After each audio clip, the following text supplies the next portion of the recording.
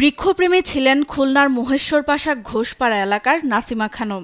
স্বামীর মৃত্যুর পর সংসারের হাল ধরতে শুরু করেন ভার্মি কম্পোস্ট সার উৎপাদন। পুত্রবধূ সুমাইয়া আক্তারের সহযোগিতায় এখন প্রতি মাসে গড়ে কয়েক টন সার বিক্রি করছেন তিনি।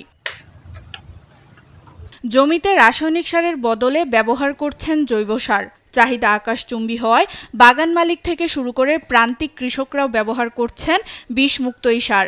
আমার ঘরে আগে রাসায়নিক সার ব্যবহার করতাম, এখন ওই জৈব সার ব্যবহার করে আমি ফলন ভালো পাচ্ছি। আমাদের এই সারটা প্রতি মাসে আর না হলেও টনকে টন আমরা মানুষকে দিতে পারতেছি।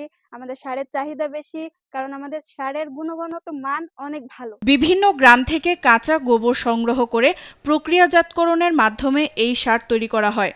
ছাদ বাগান মালিক, ডিলার এবং কৃষি অফিসের মাধ্যমে অনেকেই সংগ্রহ করছেন তার তৈরি সার।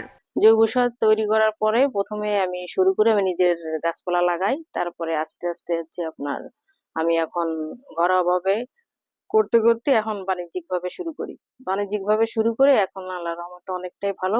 ভার্মি কম্পোস্ট সার উৎপাদনে সব ধরনের সহায়তা দিচ্ছে স্থানীয় কৃষি বিভাগ।